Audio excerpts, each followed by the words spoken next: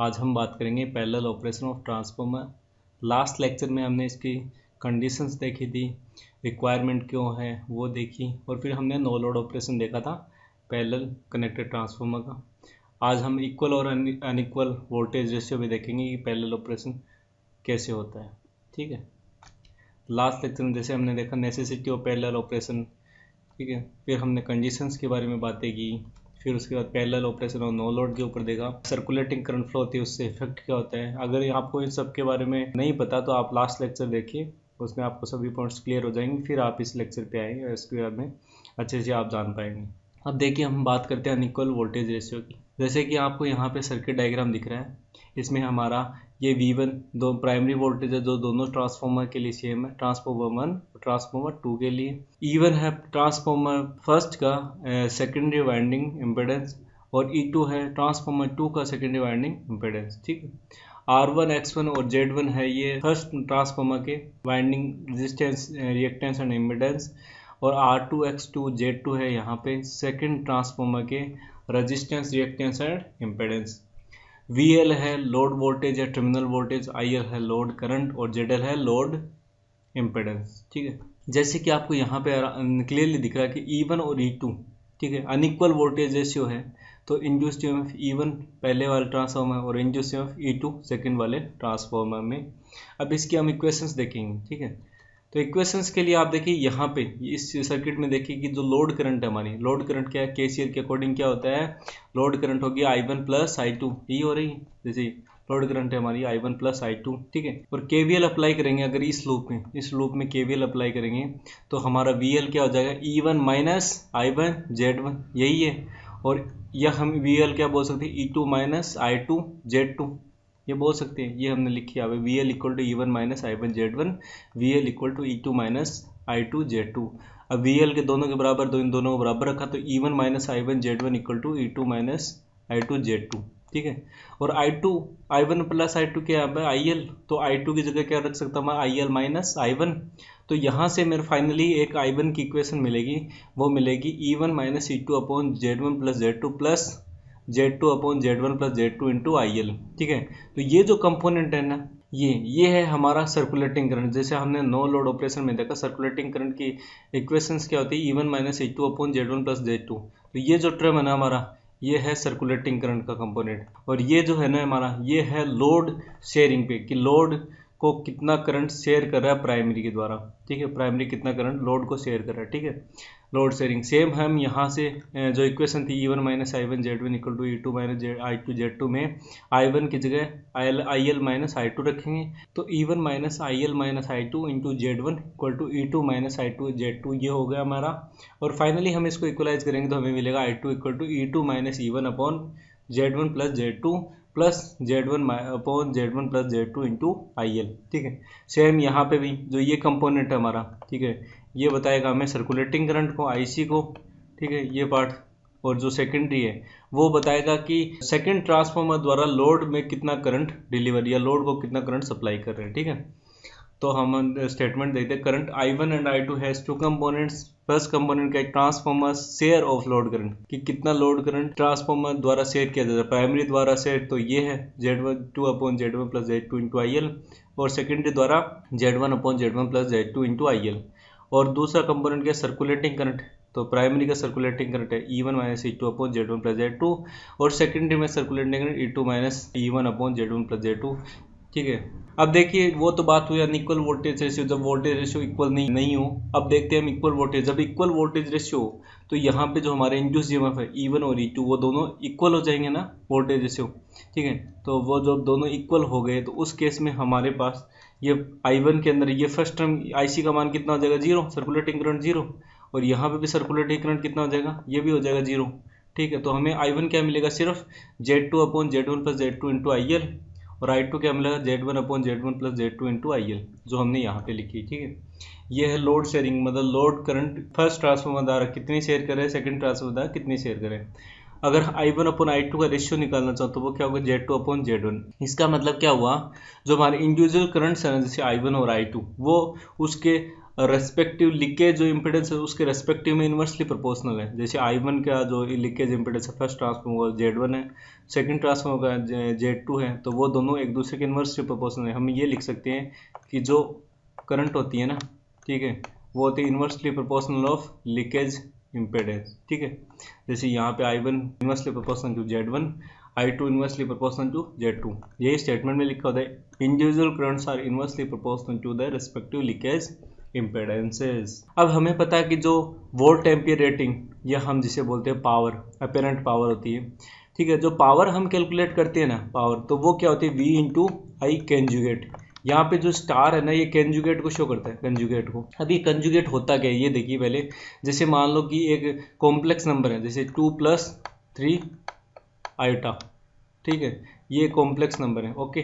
जैसे मान लो ये कॉम्प्लेक्स नंबर है, इसको मैं x से रिप्रेजेंट कर देता हूँ, ठीक है। तो अगर इसका कॉन्जुगेट ले दूँ, मान लो कि मैंने y रखा x का कॉन्जुगेट, ठीक है, x का कॉन्जुगेट, x का कॉन्जुगेट, तो ये क्या हो जाएगा, मैं ये हो जाएगा 2 - 3 आइटा, ठीक है, ये हो जाएगा 2 - 3 आइटा। तो ये प्लस था, जो हमारा इमेजिनरी पार्ट प्लस था, वो अब इमेजिनरी पार्ट नेगेटिव हो जाएगा। ये होता है हमारा कंजुगेट, ये होता है कंजुगेट का कॉम्प्लेक्स नंबर में, ठीक है। अब यहाँ पे देखिए जो हमारी पावर होती है, ठीक है, S होती है V इंटू आई कंजुगेट।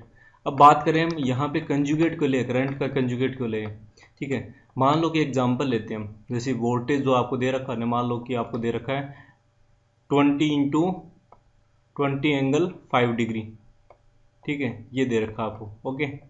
और करंट दे रखी है आपको, सपोज करंट दे रखी है आपको, क्या बोलते हैं 5 दे रखी है, चलो ठीक है, 5 एंगल 10 डिग्री, ओके। ये दे रखी है आपको 5 एंगल 10 डिग्री। इसका मतलब क्या हुआ, ये हमारा रिफरेंस फेजर मान लो, ये हमारा रिफरेंस फेजर है। तो वोल्टेज क्या है, वोल्टेज है कुछ यहाँ पे 5 डिग्री पे, और हमारा करंट क्या है, करंट है कुछ 10 डिग्री यहाँ पे है ना, ये हमारे है करंट का और ये है वोल्टेज का, ठीक है। लेकिन हम पावर अगर कैलकुलेट करनी होती है, जैसे अगर आप सीधा लेते इसको वी आई रखते, तो वी आई क्या हो जाता है, एस क्या हो जाता है यहाँ पे, एस इक्वल टू वी आई। अगर कंजुगेट नहीं लेते तो एस इक्वल टू वी आई, मतलब फाइनली हमें क्या मिलता, हमें मिलता 100 एंगल 15 डिग्री, ऐड हो जाता है ना एंगल, ठीक है, ये हो जाता है 100 एंगल 15 डिग्री, ठीक है। लेकिन हमें क्या होता है, पावर कैलकुलेट करने के लिए हम जो एंगल लेते हैं, ठीक है, जो पावर एंगल लेते हैं, जो थीटा एंगल होता है, जो फाई एंगल होता है, जिसको हम फाई पावर फैक्टर एंगल बोलते हैं, वो क्या होता है, angle between voltage and current. यही बोलते हैं कि वोल्टेज और करंट के बीच का एंगल जो होता है वो होता है हमारा पावर फैक्टर एंगल, ठीक है, वही शो करते हैं। अब यहाँ पे तो जगह अगर कंजुगेट नहीं लिया तो हमें फाइनल क्या मिला, 100 एंगल 15, मतलब 15 एंगल क्या हुआ, इस रेफरेंस से एंगल हुआ।